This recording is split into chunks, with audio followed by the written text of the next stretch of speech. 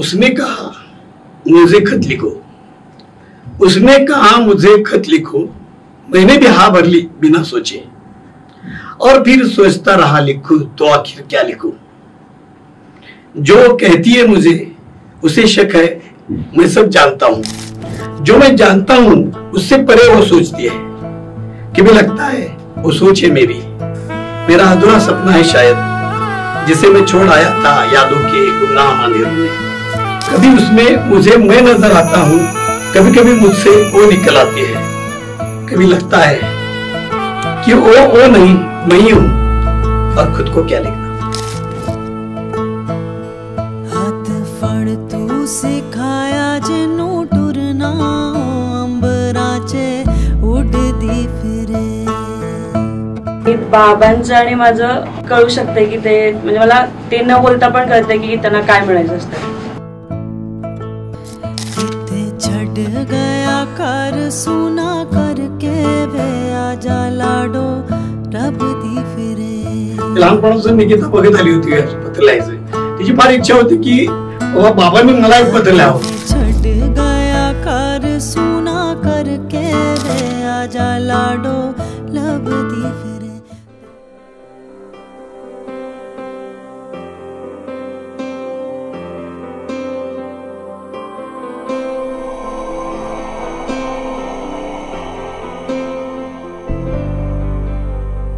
वक्रतुंड महाकाय सूर्यकोटि समप्रभ निर्विघ्नं कुरु मे देव सर्वकार्येषु सर्वदा।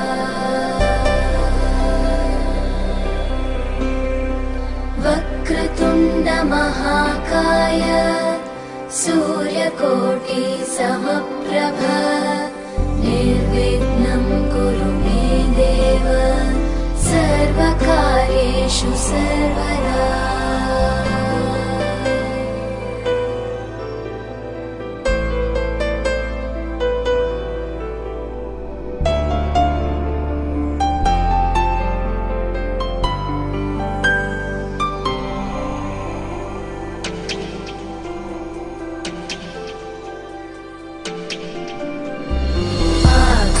आकाशस्याधिपो विष्णुः अग्निश्चैव महेश्वरी वायो सूर्यक्षितेरिषः जीवनस्य गणाधिपः।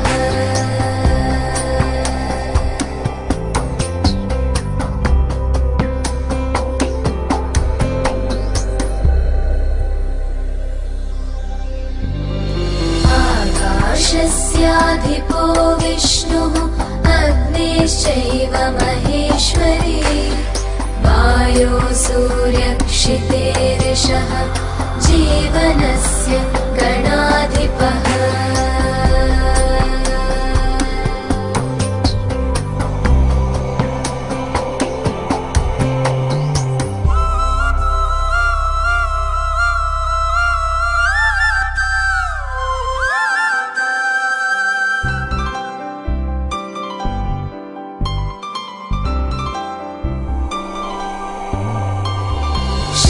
षोडशैतानि नामानि यः पठेत् शृणुयादपि विद्यारम्भे विवाहे च प्रवेशे निर्गमे तथा सङ्ग्रामे सर्वकार्येषु विघ्नस्तस्य न जायते। सङ्ग्रामे सर्वकार्येषु विघ्नस्तस्य न जायते।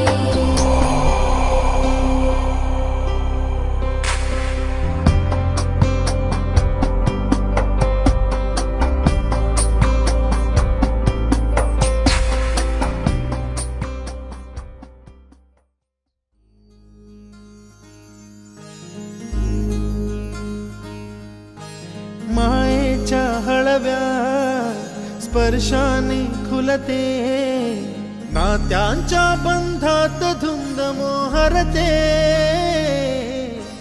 मायेच्या हळव्या स्पर्शाने खुलते, काट्यांच्या बंधात धुंद मोहरते,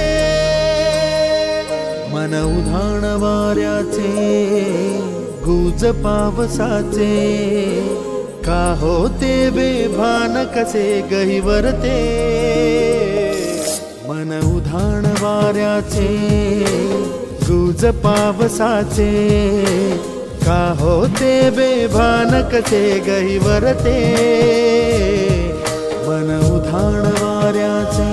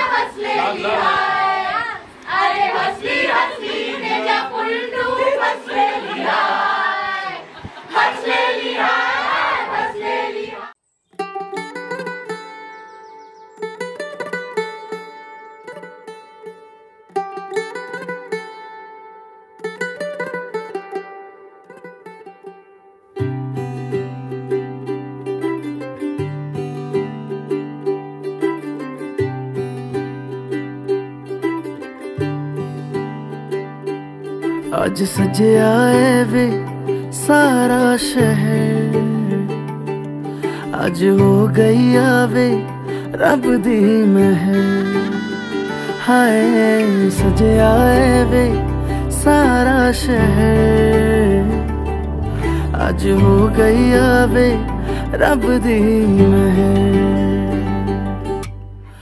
अखियां चो डिगदे हंजू खुशियां दे, तेरी बन जाना अज तू सजना वे, अखियां चो डिगदे हंजू खुशियां दे, तेरी बन जाना अज तू सजना वे, खुशियां दा चढ़िया अज वेला वे, सारेयां ने नचना सारेयां ने गाना वे, खुशियां दा चढ़िया अज वेला वे, सारेयां ने नचना सारेयां ने गाना वे.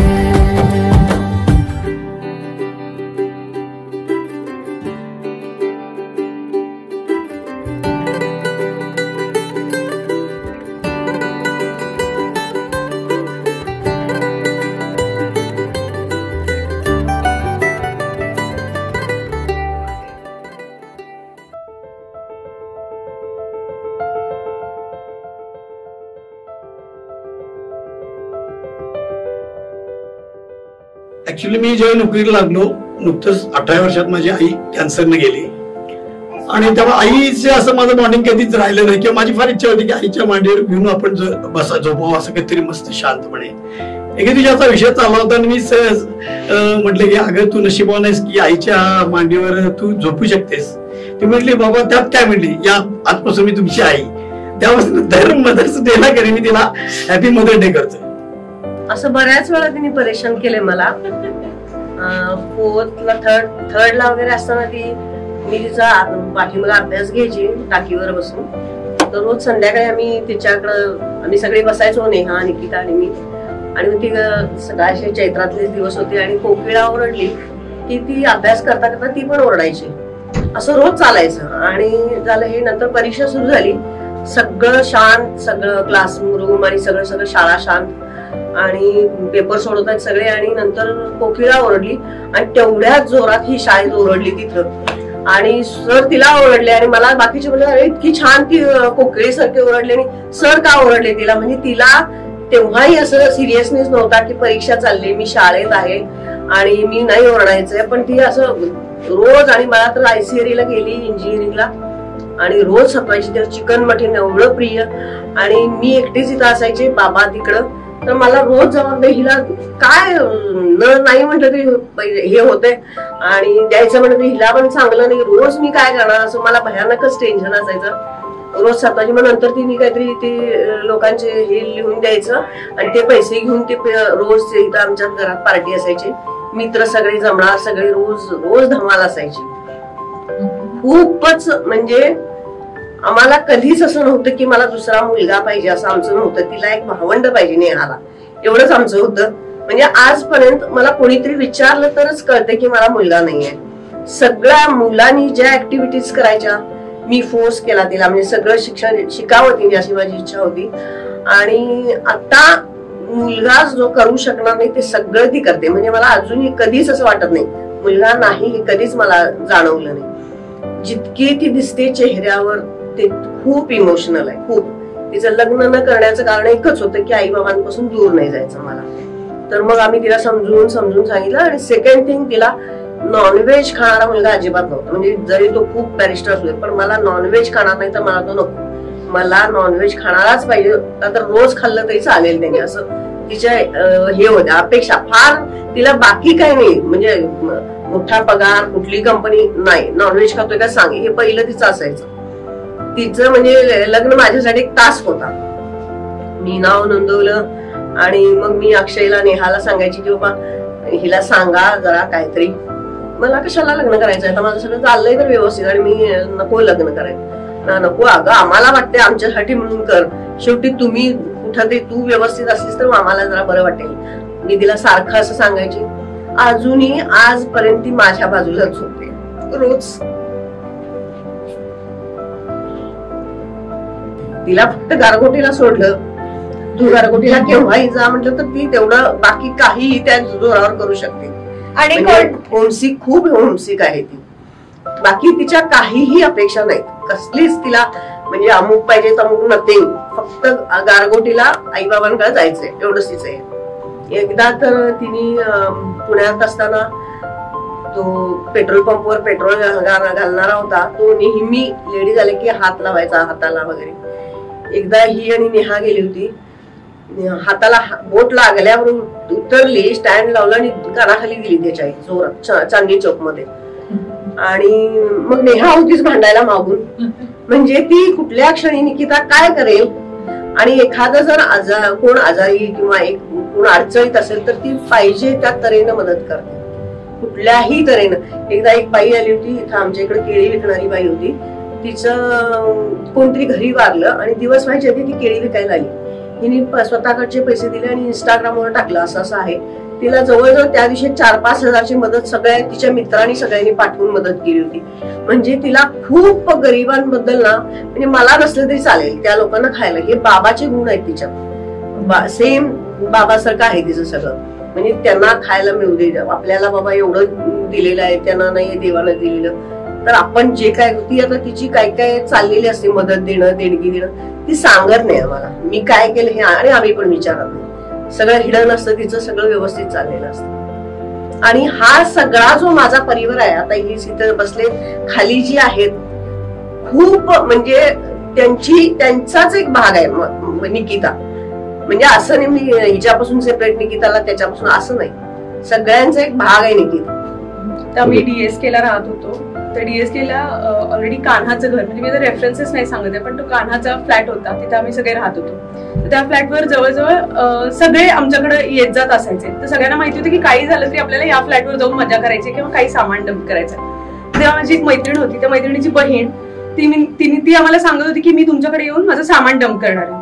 तर आम्ही तिला सांगितलं की मोस्टली काय असायचं की त्यांच्याकडे खूप ढेकूण असायचे, ती हॉस्टेलवर राहायची. तर आम्हाला असं ते नको होतं की ते आमच्या इथं परत ढेकूण येणार आणि आम्ही सगळं असं करणार. तर मी असा विचार केला की तिला आम्ही बाहेर गेलो म्हणून सांगूया. तर आम्ही तसंच सांगितलं आम्ही बाहेर गेलो म्हणून. तर तिला काय माहिती की शंका वाटली की मोस्टली या घरी असणार, पण ती आम्हाला न सांगता घरी आली. तर आम्ही काय केलं, घराला ऑलरेडी कुलूप लॅच होतं, तर आम्ही लॅच लावून घरी बसलो, सगळ्या लाईट बंद केल्या. आणि ती पण पठ्ठी जाईच ना तिथून, तिला वाटलं ह्या घरात असणार किंवा काहीतरी अंदाज आला असणार. आम्ही सगळे लाईट बंद करून जवळजवळ 1.5 तास आम्ही तसंच बसलेलो. आणि त्याच्यानंतर ती तिच्या एका मित्राला घेऊन आली की ह्या येतील तेव्हा आपण हे सामान डंप करायचं आणि आपण जायचं. आणि मेनवाईल असं होतं की 6 वाजायला आलेले संध्याकाळचे आणि आमची अजून एक मैत्रिणी येणार होती. मग ती आली असती तर ते एव्हिडंट झालं असतं की या आहेत घरात आणि हे. पण निकिताला असं कळालं की आता आपण काहीतरी केलं पाहिजे. मग निकिता ती तर येणार आणि ती फोन उचलत नव्हती आम्ही जिच्याकडे जात होतो ती. तर निकिता म्हटली आता मी जाईन काहीतरी करून आणि तिला सांगेन की तू घरी येऊ नको, आम्ही असं असं बसलोय म्हणून. पण ती मुलगी जी खाली बसलेली ती निकिताला ओळखत होती. तर निकिताने काय केलं, साडी नेसली आणि प्रेग्नंट असल्यासारखं दाखवलं, आपलं सगळं तोंड वगैरे बांधलं आणि हॅलो हॅलो हॅलो करत ती तशी घरातून निघून त्या DSKच्या बस स्टँडकडे गेली. आणि तिकडे ती मुलगी जी येणारी होती ऑफिसवरून, माझी मैत्रीण, ती तिथे समोर आली आणि निकिताला बघितलं. आणि निकिता केस बांधलेले होते, तोंड बांधलेलं होतं, त्यामुळे कळत नव्हतं की ती निकिता आहे म्हणून. ती गेली आणि तिच्या समोर अशी प्राजक्ता करून हाक मारली. तर ती घाबरली, हो मॅडम असं काय करताय, असं काय करताय. ती म्हणली मी असं असं किस्सा झालाय. ती खाली येऊन बसली आणि आपल्याला सांगायचं नाही की आपण घरी आहे, तर आपण जायचंय. ते ह्या दोघी ते सांगून तिच्या समोरून घरी आले. आम्ही तरी पण परत पुढचा 1.5 तास लाईट बंद करून हसत बसलेलो तिथं. असा मजेशीर किस्सा. तर तिने एवढ्यासाठी ती प्रेग्नंट बनवून तशी गेलेली. तर ती मला असं लहान बहिणीपेक्षा जास्त मला माझी मुलगी असल्यासारखं वाटतं. कारण की मी सगळं, आमच्या 5 वर्षाचा गॅप आहे, तर सगळं मी तिला सगळं शिकवलेलं आहे किंवा ती कायम माझ्या बरोबर असायची. आम्ही हॉस्टेलला असताना पण ती जेव्हा कॉलेजला आली तेव्हा मी ऑलरेडी माझं चालू होतं तिथं, मी पुण्यात होते, तर ती कायम माझ्या बरोबरच असायची 24 तास. आम्ही ट्रिप्सी बाबांच्या बाईकवरून फिरायचो. मग तिनं तोपर्यंत मीनवाईल बाबांची बाईक चोरीला गेली, मग ती पोलीस स्टेशनला आम्ही दोघी जायचो. सगळं तिच्याबरोबर मागं. आम्ही एक छोटा असा स्पीकर असायचा आमचा, तो ब्लूटूथ स्पीकर घेऊन मी तिच्या मागं बसायचे कारण की आम्हाला गाणी ऐकायची असायची. आम्ही तो स्पीकर लावून स्प्लेंडरवर फिरायचो पावसात. तेजसशी लग्न करण्याचं पहिलं पण एक कारण हे पण होतं की तिला चिकन मटन खायला मिळतं तिथं आणि तो व्हेजिटेरियन नाहीये. तर त्याला एकच टिप की ती खूप जास्त इमोशनल आहे, खूप जास्त. तिला घरी यायचं, सारखं तिला घरी यायचं असतंय. किंवा तिचं कारण हेच होतं लग्न न करण्याचं की तिला घरापासून दूर नव्हतं जायचं, तर बस तिला घरी होते सारखं. तेजस आणि निकीला लग्नासाठी खूप खूप शुभेच्छा. हाय निकिता, जवळपास 6 वर्षापूर्वी तू थोडं इमोशनल आहे.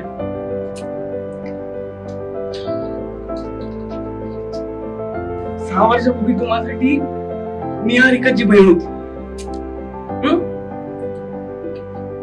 जास्त काही मोठी नव्हती, पण करून आला आणि निहारिका गेली UKला. आपण सगळेच त्या एका क्लोज स्पेस मध्ये होतो आणि इट फेल्ट लाईक असं कोण लॉस्ट सिबलिंग भेटला आपल्या आयुष्यात. आणि ते तू आहेस माझ्यासाठी.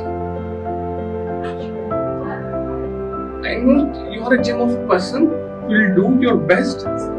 आणि तू आता निहारिकाची बहीण नाही आहेस, तू माझी बहीण आहेस. तर love you lot. Funny thing म्हणजे आम्ही जेव्हा कोविड लॉकडाऊन मध्ये होतो तेव्हा निहारिका तिकडनं रील्स बनवून पाठवायची. जेलस होऊन आम्ही दोघे इतके तिला रील्स पाठवायचो की तिने रील्स बनवूनच बंद केली. भरपूर रील्स आहेत ते आम्ही कधी पब्लिश केलेले नाहीयेत, फक्त तिच्याकडे माझ्याकडेच आहेत.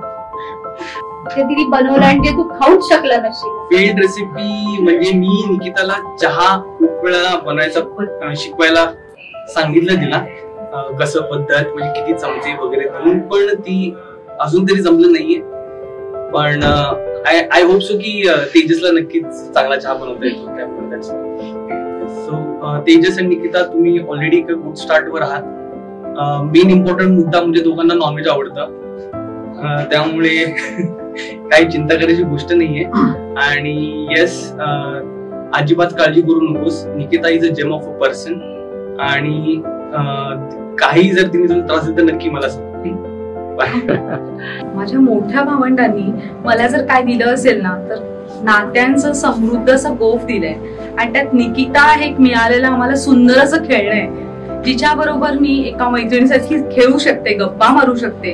आणि माझ्या मुलांसाठी तिने दिलेले काही काही क्षण आहेत ज्याला मला शब्दात मांडताच येणार नाही.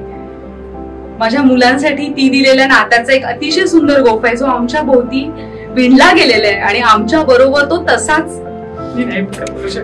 निकीनी फोन करून सांगितलं की लग्न ठरलंय, तर विश्वास ठेवणं इतकं कठीण होतं कारण निकीला आम्ही बॉईश बघितलेलं आहे. अचानक ती साडीमध्ये आणि असं बघणं हे आमच्यासाठी इतकं डिफिकल्ट होतं, पण समहाऊ आम्ही असं मनाची तयारी केली की आता हिला आम्हाला असं बघायचंय म्हणून. आणि तिच्या लग्नासाठी ती काय आहे हे फक्त इथे आहे. निकी मेरी जान. निकी औंधला जेव्हा राहायला आली तेव्हा those were the best days of my life. तिकडे एवढी मजा आम्ही केली आहे ना की 8 दिवस आम्ही एकत्र पाणीपुरी 800 पाणीपुरी आम्ही खाल्लेल्या. हे किस्सा सगळ्यांना माहिती आहे तो. तर Nikki has in a way shaped my personality. कारण मी आधी खूप शांत राहायचे, अशी एवढी एक्स्ट्रोवर्ट नव्हते. निकी आल्यानंतर मग जे माझ्यात परिवर्तन झाला ते आता कमी होतच नाही. तर निकीचा जर एक किस्सा मला सांगायचा असेल तर माझ्या बरोबर नाही पण इन जनरल निकी काय हे या किस्स्यातून कळणार. निकीला चिकन मटन खूप आवडतं, हे सगळ्यांना माहिती आहे. नॉनव्हेज वरचं तिचं प्रेम. तर एकदा ती रेस्टॉरंट मध्ये गेली तिच्या फ्रेंड्स बरोबर. तिने मटन बिर्याणी ऑर्डर केली. त्यांनी चुकून चिकन बिर्याणी आणली. चिकनचे पीसेस खाल्ले आणि त्यांना सांगितलं की अहो हे एक चिकनचा पीस ठरला का, अरे चिकन पीस आहे, तुम्ही मटन बिर्याणी आणणार होता. आणि मटन बिर्याणी आणली. ती त्या रात्री तिने आम्हाला किस्सा सांगितला, झालं हे संपलं. तिला रिअलाइज झालं की आपण जे वागलोय ना ते चुकीचं आहे. ती परत नेक्स्ट डे त्या रेस्टॉरंट मध्ये गेली. त्या वेटरला ती सॉरी बोलली, पैसे परत दिले तिने आणि विथ टिप तिने सगळं तिची जी चूक होती ती कबूल केली. ही निकी आहे. तिला चूक मान्य करण्यात वाईट नाही तर कमीपणा वाटत नाही. तिला सगळं आवडतात सगळे, कुणीही असो. ती सगळ्यांबरोबर मैत्री करते, रॅन्डम व्यक्ती बरोबर. ती रॅन्डम लोकांना पोहे खायला पण घरी बोलवते. ती अशी आहे. That's why I love her. So best wishes Nikki, I love you. लवकर ये. सो निकिता हे आमच्या आयुष्यातलं असा रसायन आहे ना की आम्ही ते कधीच डिस्क्राईब नाही करू शकत की ती आम्हाला काय वाटते किंवा आम्हाला तिच्याबद्दल काय वाटतं. माझ्या आयुष्यातले सगळ्यात फनी, स्टुपिड आणि क्रेझी इन्सिडेंट्स हे तिच्या बरोबरच आहेत. म्हणजे मी ऑफिसमध्ये केलेला एखादा कांड किंवा मी माझ्या फ्रेंडला त्याची एकदा आजी एक्सपायर झाली होती तर मी may your dadi soul rest in पीसच्या जागी टाकलं तर may your dad soul rest in peace. आणि तो जो किस्सा होता म्हणजे एखाद्या आपण व्यक्तीला सांगितलं तुझे बाबा वारले, ते okay, take care of yourself. तो किस्सा निकीनी सगळ्या जगाला सांगितला असेल. त्याच्यावरती ती अनेक वेळा हसत असते. मोर ओव्हर आमचे मूवी चॉईसेस, गाण्याचे चॉईसेस हे कधीच सेम नाहीये. पण तिने प्रत्येक वेळेला जे लोकांना आवडतं ती तिची चॉईस बनवून तिने त्यांच्या बरोबर त्या मोमेंटला एन्जॉय केलंय. कधीच लोकांना असं वाटलं नाही की अरे निकी थर्ड पर्सन आहे किंवा निकी बरोबर आपण कम्फर्टेबल कसं होऊ शकतो. कारण हे तिच्यातलं इनहेरिट ट्रेट आहे की ती सगळ्यांना कम्फर्टेबल करते. आणि जेव्हा निकी एखाद्या ठिकाणी असते त्या ठिकाणी मजा हे अनसेड कन्व्हर्सेशन असतं. तेजस आणि निकीला हेच सांगेन की निकीला फिरायला खूप आवडतं, निकीला हॉटेलिंग खूप आवडतं. तर तेजस, आय होप की तू तिच्या बरोबर तिच्या ह्या चॉईसेस मध्ये नेहमी राहशील, तिच्या बरोबर अखंड ट्रेक मध्ये राहशील. आणि त्यासारखं जर ते तू केलंस तर निकी तुला इतकं खुश ठेवेल की तू कधी शब्दात पण मांडू शकणार नाहीस. Have a great married life guys. I love you both. Actually निकिताबद्दल सांगायचं भरपूर आहे. कारण जेव्हा निकिता झाली तेव्हापासून ते मी आतापर्यंत म्हणजे माझ्या लग्नापर्यंत मी तिला बघितलेलं आहे. ऍक्च्युली निकिताला बारशात ज्या वेळेला मिस होते तिला नाव ठेवण्यापासून तिला मोठ्या घरामध्ये तिला आम्ही छोट्या बॅगेतून घेऊन जायचो. काकी वहिनी जेव्हा वेळ नसेल तेव्हा तिला गल्लीत त्या बॅगेतूनच फिरवायचो. खूप मस्तीखोर आणि नशीब मोठी होत चालली तशी तिला म्हणजे घरात गल्लीतल्या ज्या वाट वही असते त्यात ती आणि मी सामील असायचो. म्हणजे कुठल्याही सगळ्या गावातल्या जास्तीत जास्त सगळ्या जवळपर्यंत आम्ही जास्तीत जास्त केलेले आहेत. आणि आम्ही दोघी शेअर करायचो एकमेकींना. आणि जेव्हा माझं लग्न झालं तेव्हा निकिता अक्षरशः मुंबईला जेव्हा माझं लग्न झालं तेव्हा खूप रडली. म्हणजे ती मला जाऊच देत नव्हती की आत्या नाही जायचो तू. त्यामुळे तिच्यापासून लहानपणापासूनच्या भरपूर माझ्याबरोबर गोष्टीच्या आहेत. त्यामुळे आमच्या दोघांची आम्ही जे सख्खा आमचं नातं तसं नाहीये पण आमच्या दोघींचे वहिनीपासून बाळूत होता नेहा आमचे रिलेशन खूप तसे क्लोज आहेत, सख्यापासून जास्त आहे. त्यामुळे कुठलंही फंक्शन असलं की आम्ही दोघी एकमेकींना येतोच. आणि निकिताही येते. आणि निकिता असं आहे की सगळ्यामध्ये मिक्स होते. म्हणजे ती कुठलाही असं तिला असं एक स्पेसिफिक ग्रुप नकोय. ते सगळ्या ग्रुपमध्ये ती माझी मुलं झाली तेव्हा पण ती त्यांच्यामध्ये मिक्स होते. आणि खूप चांगली मुलगी आहे निकिता. म्हणजे तिचं गोड असं हे नाहीये, वाईट गुण असल्यापेक्षा जास्तीच्याकडे चांगले गुण आहेत. म्हणजे कायम ती हसरी असते मेन म्हणजे. आणि कुठलेही काम मी जेव्हा आले ना ते आल्यावरती खुश असायची. आणि मला कुठल्याही गोष्टी आवडीची मला सांगायची वाटते मला हे खायचंय वगैरे. आम्ही ऍक्च्युली मी घरी इकडे आले की आम्ही गोळा खायचो इथं, असा प्रकार गल्लीत बसून दरवाजात बसून गोळा खायचे आम्ही सगळेजण. तेव्हा माझी मुले छोटी होती की गोळावाला आला की पहिला मला जो धावत आले आता गोळावाला आलाय, चल पैसे लवकर लवकर घेऊन आपण बसूया जरा. आम्ही सगळे बसून गोळा करायचो. पण हे काय करायचं, गोळावाला जाईपर्यंत त्याचा ते गोळ्याच्या बाटलीमध्ये संपेपर्यंत ते आपली त्यात मारत बसतो. तो ओरडायचा एवढा, मग ती आम्ही आहे म्हणून काय कोण ओरडायचं नाही म्हणून ती आपली डेंजर झोन मध्ये असली तरी पण तिला काही बोलायची नाही. ती आपली मस्त ती गोळाची बॉटल पण खात बसायची. त्याचा एवढा खूप म्हणजे असे खूप असे प्रसंग आहेत की आम्ही एन्जॉय केलेले. All the best Nikita.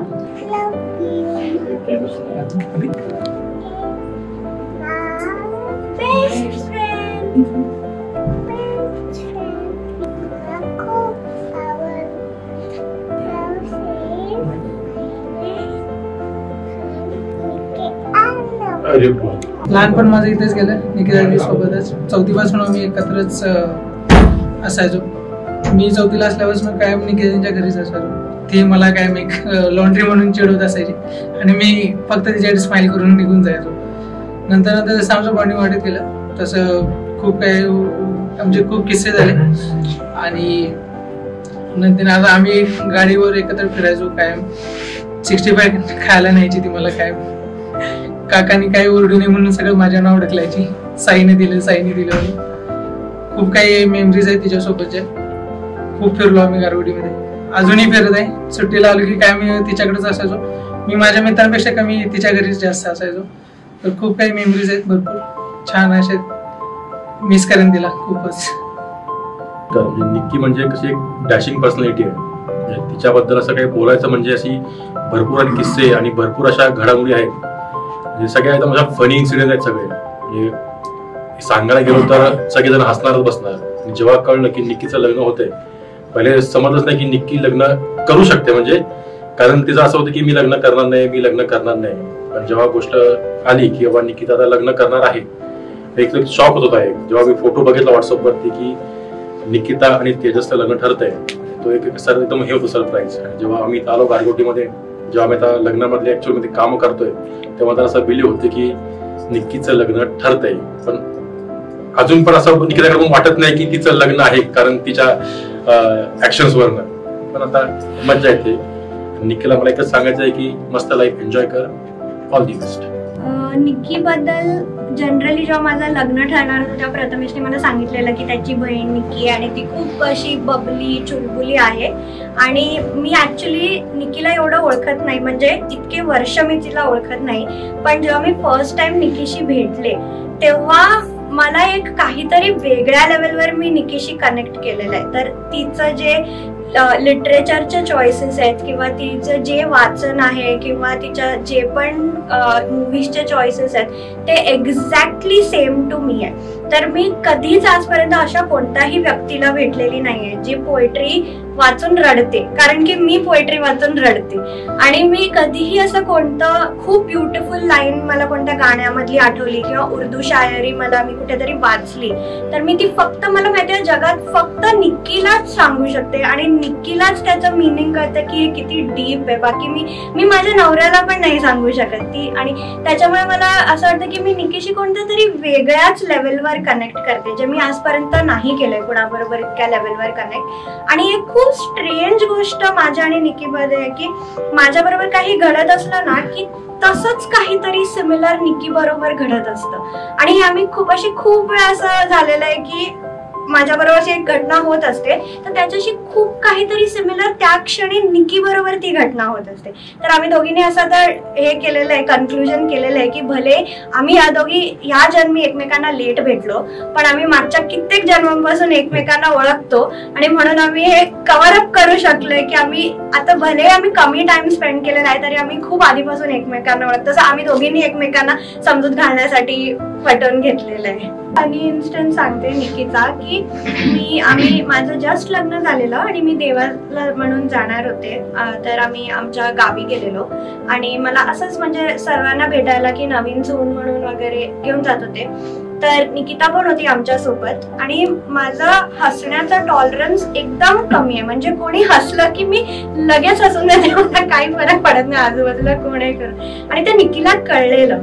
तर आम्ही कुठेही जात होतो तेव्हा निक्की म्हणजे ती लोकांसमोर हसत होती आणि ती खुणा करत होती, ती मला हसत होती आणि ती हसू कंट्रोल करू शकत होती. आणि मी म्हणजे ऍक्च्युली कोणाला तरी पहिल्यांदा भेटते त्यांच्या घरामध्ये बसून मी हसते वेड्यासारखी आणि त्यांनी मला फुल जज केलं असेल की हिला वेड लागलाय का. आणि एक घर तर असं होतं की निकी मला एकीकडे बघून हसवत होती आणि मी लिटरली त्या रूमच्या एंड मध्ये खुर्ची घेऊन गेलेले आणि मी खाली बसून जोर जोरात हसत होती आणि तरी सुद्धा निकी थांबली नाही. तर म्हणजे थोडक्यात काय तर निकी अशी एकदम बेफिकर बिनधास्त मुलगी आहे आणि आय होप ती तशीच राहील. ती एकदम अशा अनकंट्रोलेबल वाऱ्यासारखी आहे आणि आय होप ती कधीच अशी नॉर्मल होऊ नकोस Nikki. You are very unique आणि हेच कंटिन्यू कर. Nikita is equal to fun. So basically मी जेव्हापासून निकिताला ओळखतो, सो मी पहिल्यांदा एक इन्सिडेंट सांगतो की जेव्हा मी फर्स्ट टाइम निकिताला भेटलेलो, मी निकिताला औंधमध्ये पुण्यात असताना फर्स्ट टाइम भेटलो होतो, जेव्हा ती ऍक्च्युली एक स्प्लेंडर घेऊन आली होती आणि चालवत आली होती स्वतः. मी तिला विचारलं की तू मागे बसलीस की पुढे, तर ती म्हटली मी स्वतः चालवत आले. तर मला आणि मला आश्चर्य वाटलं की मी अरे म्हटलं असं होईल म्हटलं. सो तो एक इन्सिडेंट आहे. आणि निकिताबद्दल जास्त नाही सांगत, पण मी तेजसला एक ऍडवाइस देईन की तेजस, निकिता बाहेरून किती स्ट्रॉंग वाटत असेल तरी आतून ती खूप हळवी आहे आणि खूप इमोशनल आहे. सो तो जर तिला काही त्रास दिलास तर लक्षात ठेव तिचे भाऊ आजूबाजूलाच पुण्यात राहतात. सो बस हाय निकी. सो तुझ्यासोबतची मेमरी म्हणजे मला एक आठवते की मी स्कूलमध्ये काहीतरी कांड केलेला आणि मी तुला फोन करून सांगितलेलं आणि तू 2 दिवस माझ्यासोबत टचमध्ये होती फुल आणि तू मला फुल ॲडवाईस करत होती. आणि मी तुला सांगितलेलं की आता मी टीचरांना सॉरी म्हणून एक लेटर लिहिते. सो तुम्हाला सांगितलेलं हे असलं काहीतरी करायची गरज नाही, पण सॉरी का बोलायचं, चुकून तर झालंय. आणि पण मी बोललो, हे सगळं केलं. पण मला अजून आठवतं तू त्या 2 दिवसात मला तू एकदाही म्हटली नाहीस की असं परत करू नकोस. एकदाही नाही. तू मला अजून म्हटलेली की तू असं पाणी मारायला पाहिजे होतं, पण एकदाही म्हटली नाहीस की परत नाही करायचं. आणि आता ना तुझं लग्न होतंय, मला नाही पटत आहे तुझं लग्न होतंय, पण थँक्यू सो मच. तू मला खूप मेमरीज दिल्यास आणि आय लव्ह यू. पार्लर मध्ये येते ना तेव्हा बाहेर अशी उभी राहते आणि आता ताई या पद्धतीने. आणि बॉन्डिंग म्हटलं तर मला वाटते माझं पार्लर चालू झाल्यानंतर हेअर कटिंगला वगैरे जी यायची ना ती अगदी झोपेत वगैरे मी कटिंग करायचं तिचं. आणि तेव्हापासून आमची सुरुवात. त्या दोघी गप्पा गोष्टी गॉसिप एकत्र बसून करायच्या. एकदा दोनदा मला वाटते मुकुलच्या वेळी पण मी पकडलं. मुकुल बरोबर गप्पा मारत होते, मुकुल बद्दल चर्चा करत होत्या. तेव्हा पण एकदा म्हणजे मला माहिती नव्हतं खरं, तिला अगोदर सगळ्यात पहिलं पिलूने तिला सांगितलं की असं आहे म्हणून मुकुल बद्दल काय काय तिला जे वाटतं ते तिच्याशी शेअर केलं तिने. आणि त्यानंतर असं हसत खेळत नेहमी येणं, आमच्या घरी आल्यानंतर म्हणा किंवा पार्लरमध्ये आल्यावर म्हणा, असं गप्पा गोष्टी भरपूर चांगल्या व्हायच्या. निकी द बेस्ट असं नाव फीड करून ठेवलेलं आहे. आणि दगड हे महत्वाचं, म्हणजे पहिल्यापासून मी तिला दगड म्हणून हाक मारते. टॉमबॉय आहे पहिल्यापासून, त्याच्यामुळे मी तिला दगड म्हणून हाक मारत होते काय. म्हणजे नवरी म्हणून अगोदर ती अशी वाटत नव्हती आणि आता साडीत बघितल्यावर एकदमच ती हॅपी मॅरिड लाईफ. सो निकी बद्दल काही बोलायचं झालं तर फर्स्टली मला असं वाटतं की ती माझी कुंभ के मेले में बिछड़ी हुई बहन है. आणि सो 2 वर्षात झाली आहेत की मी निकीला ओळखते, पण आतापर्यंत मला असं कधी तिने जाणीव करून दिलं नाहीये की 2च वर्ष झाली आहेत. असं वाटतं की जन्मल्यापासून आम्ही एकत्र मैत्रीण आहोत, बहीण आहोत. इनफॅक्ट मध्यंतरी एक फेज होता माझ्या लाईफमध्ये जिथे सगळ्यांच्याच लाईफमध्ये असतो की आपण थोडे स्ट्रेस थ्रू जातो. निकी एन्शॉर्ड की मी एक तिचं तसं बघायला गेलं तर काही नातं लागत नाही आमचं, पण ती एन्शॉर्ड की ती एक बहीण म्हणून माझ्या बरोबर त्या फेज मध्ये थ्रू आउट राहिली आणि शी एन्शॉर्ड की मी नेहमी हसत राहिली त्या फेज मध्ये. तुम्ही टॉमबॉयिशपणा म्हणा, मस्ती करणं म्हणा किंवा फालतू टवाळक्या करणं म्हणा, ह्यामध्ये आम्ही दोघं एकत्र खूप जास्त मस्ती केली आम्ही. आणि जर काही निकीला एका वाक्यात जर मला तिला डिस्क्राईब करायचं असेल तर ते हे आहे की बरीचशी जण आजकाल एकमेकांना खाली घेण्याचे प्रयत्न करतात, पण निकी एक अशी एकटी व्यक्ती आहे जी आपले स्वतःचे खांदे दुसऱ्यांना देते की ती व्यक्ती तिच्या खांद्यावर चढून वर जाऊ शकेल. Nikki, I love you a lot. Tejas dada, please take care of her and if you travel her we all are here. Please remember that. I love you. Nikita येते लहानपणापासून दोस्त आम्ही साईडलाच राहायचो. आतापर्यंत आम्ही जितकं फिरलोय तितकं आता जेवढे लोक बोलले त्यातलं कोणच फिरलं नसेल. आमचे एवढे किस्से आहेत की पुण्यामध्ये मी फर्स्ट टाइम कॉलेजला गेलो त्यावेळेस माझ्यासोबत कोण नव्हतं. कोल्हापूर पासून गेल्यामुळे तिथलं मला सगळं नवीन होतं. मला जर तिथे कोणी सपोर्ट केला असेल आणि पुण्याचं कल्चर जर कोणी समजून सांगितलं असेल तर ती फक्त निकिता येते. आम्ही जसं गारगोटीमध्ये फिरायचो, जशी इथं गारगोटीमध्ये चेष्टा मस्करी करायचो, सेम चेष्टा मस्करी आम्ही पुण्याच्या लोकांसोबत केली आणि तिथल्या लोकांची आम्ही लिटरली लायकीच काढले. एकदा आम्ही दुर्गाला बसलो होतो, आमच्या साईडला एक कपल बसलं होतं. आम्ही फक्त असे मुद्दाम पाय झाडले होते आणि त्यांना वाटलं खालून काहीतरी गेले म्हणून ते उठून बाहेर गेले होते. असे खूप सारे केलेत किस्से. CCDला किस्से केलेत. पुण्यामधल्या एक आणि एक रोड फिरून काढला तिच्यासोबत. गारगोटीमध्ये तर आम्ही तिब्बल 54 सीट फिरलोय, काकांना न सांगता. बाकी कोणाला दिसू द्यायचं नाही की आम्ही फिरतोय. हॉटेलमध्ये किती वेळा तरी गेलोय. हॉटेलमध्ये भरपूर किस्से केलेत. ज्या ज्या ठिकाणी गेलोय त्या त्या ठिकाणी किस्से केलेत. सांगता येणार नाहीत एक अशा गोष्टी केल्यात. त्याबद्दल निकिता दीदीचे मी खरोखर आभार मानेन की तू होतीस. मी लोकांना सांगतो की निकिता दीदी सारखी मला बहीण आहे आणि तिच्यासारखं तुम्ही स्ट्रॉंग बना. ती गाडी शिकली, ती पोहायला शिकले, ती भरपूर काहीतरी शिकले. UPSCची पण प्रिपरेशन तिने मस्त केली होती. सगळं तिने व्यवस्थित केलं होतं. अशीच तिला सक्सेस खूप मिळत जाऊ दे. त्या दोघांची जोडी असेल ती खूप मोठी होऊ दे आणि तिला भरपूर सारं यश मिळू दे. हाय निको, माझं एक सेपरेट तुझ्यासाठी पेट नेम आहे निक्स. बहुतेक कोणाचं नसेलच. तुला कसं डिस्क्राईब करू? पहिलं सेंटेन्स तुला डिस्क्राईब करायचं झालं तर तू नाशिककरांची मुलगा आहेस. नाशिककरांच्या ज्या मुलगा म्हणून जबाबदाऱ्या आहेत त्या सगळ्या तू पार पाडलेल्या आहेस. तू जेवढी स्ट्रॉंग आहेस तेवढी हळवी आहेस. जेवढी खोडकर आहेस तेवढी सॉफ्ट आहेस. बरंच काही आहे तुझ्याबद्दल, पण आता या क्षणाला ते आठवणार नाही. एकच सांगेन, जाऊ नकोस, आमच्यातच राहा. तेजसला पण इकडेच आण आपण. आणि तेजस, सांभाळ रे बाबा आमच्या लेकीला. कदाचित तीच तुला सांभाळेल, खात्री आम्हाला. हाय, मी निकिताची वहिनी आहे आणि आम्ही दापोली ट्रिप एकत्र केली होती, मी आणि निकिताने. आम्ही सगळ्यांनीच, म्हणजे इनफॅक्ट खूप छान झाली होती ट्रिप. निकिता बरोबर खूप मजा आली होती त्यावेळी आणि आमचं नातं खूप छान आहे. त्या दोघांनाही त्यांच्या नवीन रिलेशनसाठी खूप खूप शुभेच्छा. निकिता म्हणजे नेहमीच आमच्या घरी येत असते. आमचं फार फॅमिली रिलेशन आहे आणि आमच्याकडे 3 जणी छोट्या छोट्या मुली आहेत. तर निकिता पण अगदी त्याच्यात 4थी फिट होईल अशी आहे. घरी आली की मग ती मुलींच्या बरोबर खेळते आणि त्यांना, मी मुळात कोकणातली आहे त्यामुळे मला इकडचे बरेचसे शब्द माहित नाहीयेत. मग ती आली आमच्या घरी की त्यांना इकडचे छान छान शब्द शिकवते. खार खटाक हा शब्द मला तिच्याकडे कळला आणि ती मुलांकडनं अगदी छान असं करून दाखवून घ्यायची आणि मुलं इतकी खुश असतात आमची 3 पण. ती आली की प्रचंड हसण्याचा आणि दंग्याचं एक वातावरण आमच्या घरात निर्माण होतं जेव्हा निकिता घरी येते. खूप छान वाटतं. आणि म्हणजे सगळेच आम्हाला फॅमिलियर आहेत, पण तिच्यात असं एक म्हणजे लहानपण तिच्यात आजही आहे जे पाहून आम्हाला खूप छान वाटतं. तेजसला आणि निकिताला दोघांनाही आमच्याकडून खूप खूप शुभेच्छा लग्नानंतरच्या पुढच्या सगळ्याच गोष्टींना आणि पुढील सगळ्या आयुष्याला. एक किस्सा पण सांगा तिच्याविषयी. निकिताला अजूनपर्यंत अगदी लहानपणापासून बघितलेलं आहे,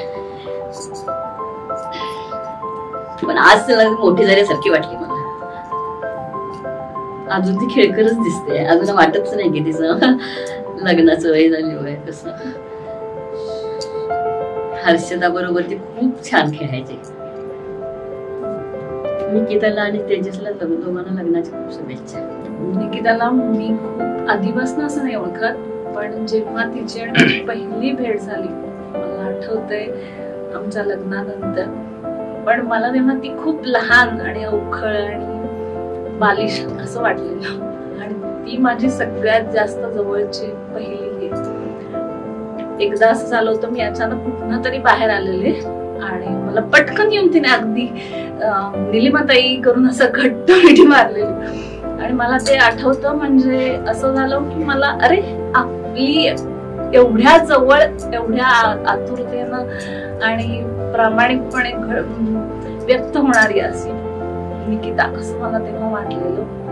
नंतर फार असं संपर्क आमचा आला नाही, पण एक असं आठवण्यासारखी गोष्ट म्हणजे जेव्हा एकदा असंच मी व्हॉट्सअप बघत होते, स्टेटसला तिच्या होतं की अमुक एक बाई आहे आणि तिला पैशाची गरज आहे आणि निकिताने तिच्याकडनं केळी विकत घेतली होती आणि कुणाला जर हवी असतील तर तुम्ही तिच्याकडनं केळी विकत घ्या.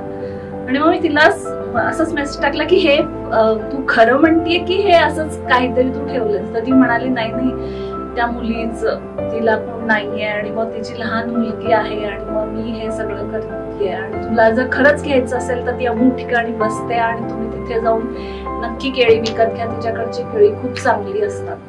आणि त्यावेळेला मला असं जाणवलं की आपण सोशल मीडियाचा किती चांगल्या पद्धतीनं पण वापर करू शकतो. एखाद्याला गरज आहे, हेल्प करायची आहे तर जेन्युइन तुम्ही करू शकता.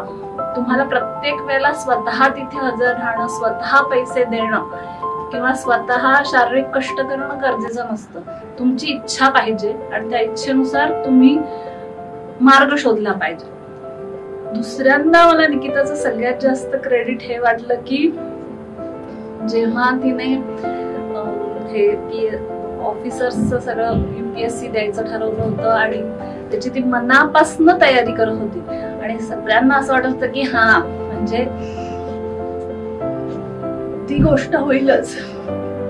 पण एक क्षण असा असतो की तुम्हाला कळायला पाहिजे की तुमचं किती डेडिकेशन आहे, हार्डवर्क आहे. 90% आपण हार्डवर्कवर अवलंबून राहू शकतो, पण 10% हा आपला लक फॅक्टर असतो आणि तेव्हा स्विच ओव्हर करणं हे खूप अवघड होतं. पण तिने ते हसत हसत केलं आणि ते तिला रिअलाइज झालं ही खूप मोठी गोष्ट होती. तेव्हाही मला वाटलं की किती सामंजस्य पण आहे की जे आपल्याला असं पहिलं इम्प्रेशन होतं की नाही फार अवघड आहे किंवा असं पटकन भावूक होणारी आहे, पण तिने ते करून दाखवलं. करिअर वाईज ती गोष्ट खूप अवघड होती माझ्या दृष्टीनं म्हणायला गेलं तर. ह्या दोन फार माझ्या जवळच्या आठवणी तिच्याबद्दल. मी त्या दोघांनाही खूप मनापासून आणून त्यांचं सगळं पुढचं आयुष्य सुखाचं आणि समृद्धीचं जावं अशीच अपेक्षा करते. खूप खूप शुभेच्छा.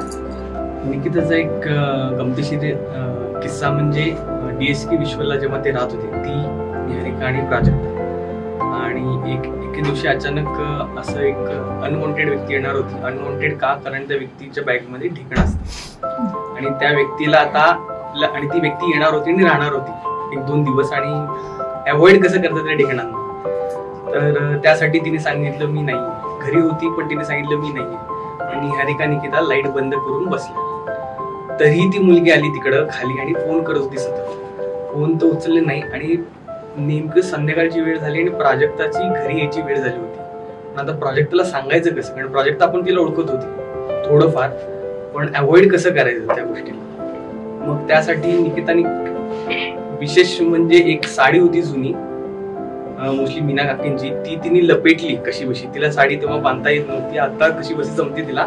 तेव्हा तिने साडी घातली, असं पदर बिदर नेसून जातात ते पदर घेऊन गेली तिच्या समोर. तिने त्या मुलीने ओळखलं तर नाही तिला आणि प्राजक्ता अशी येत होती आणि प्राजक्ता असं केलं. प्राजक्ता पण ओरडली आणि ही पण ओरडली, दोघी घाबरून. आणि मग तिला कसं कसं सांगून त्या लपून आल्या. अशी तिची गमतीशीर एक मज्जा. प्राजक्ता निकिताची पहिलीपासूनची मैत्रीण आहे आणि माझ्यापेक्षा तिला जास्त खूप आठवते शाळेतलं दोघी सोबत असताना. आता मला फक्त हेच वाटतंय की निकिता झाले लग्न तर माझ्यासोबत जेवायला कोण येणार.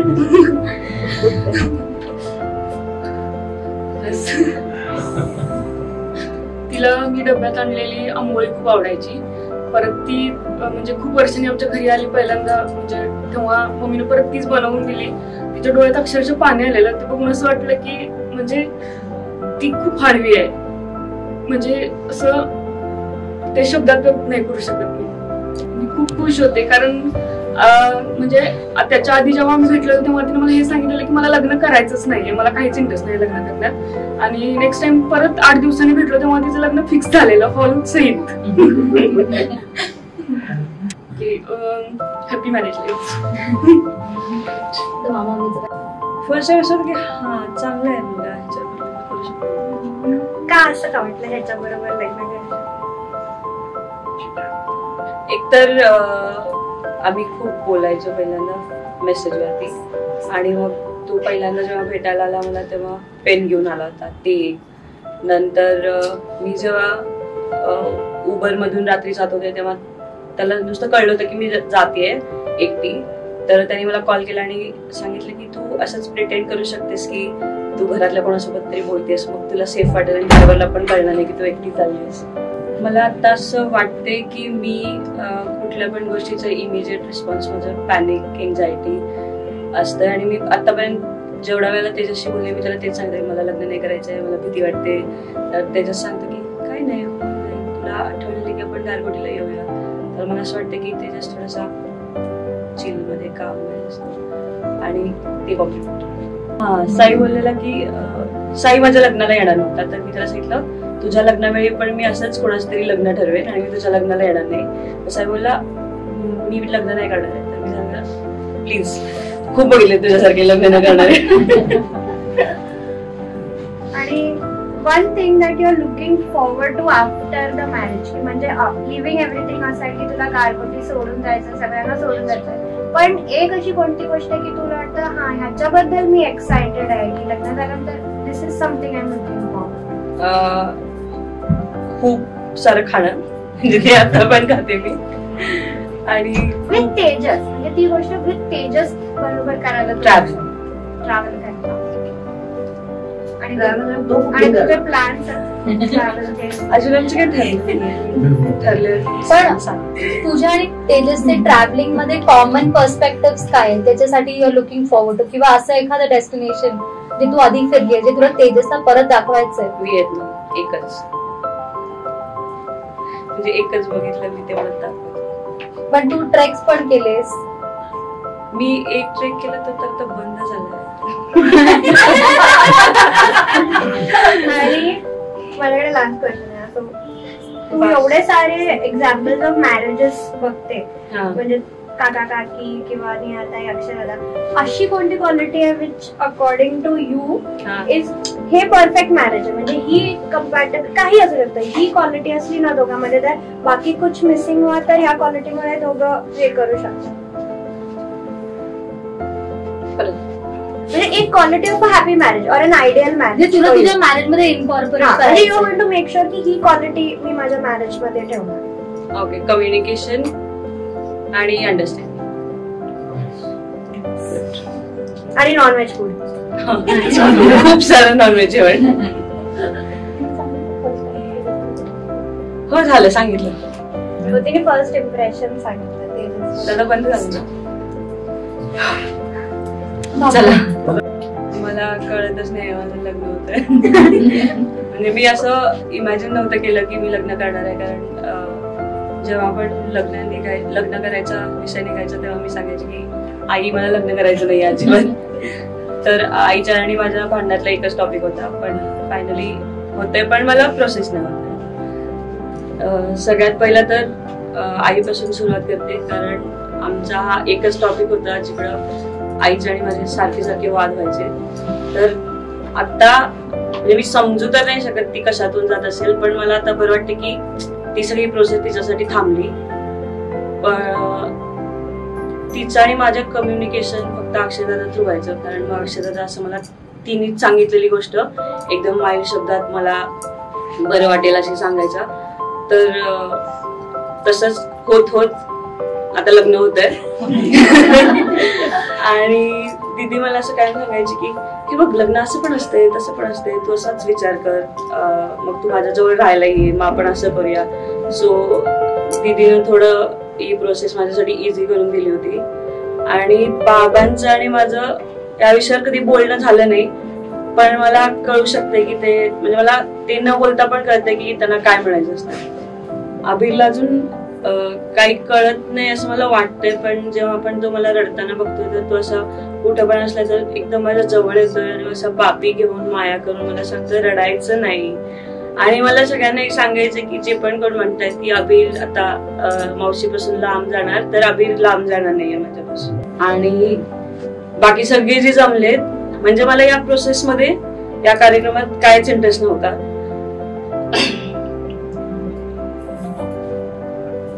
तर मला असं वाटत होतं की मला इंटरेस्ट नाहीये, पण आता हे सगळे आल्यावरती मला खूप मजा यायला लागली.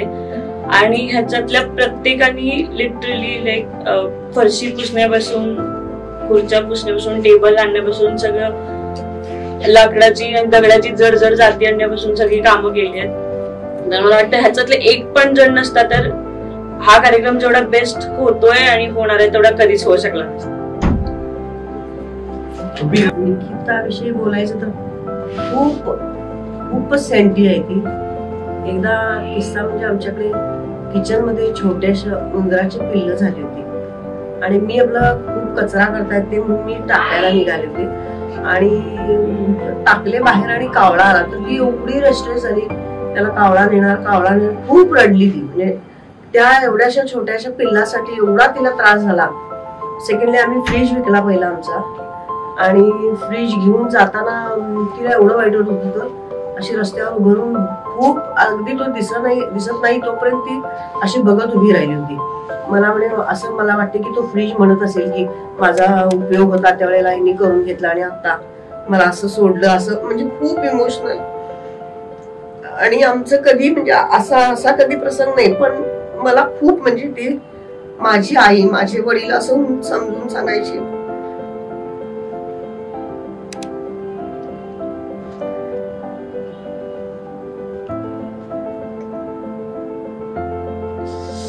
खूप मला असं हे होतंय की ती जाणार.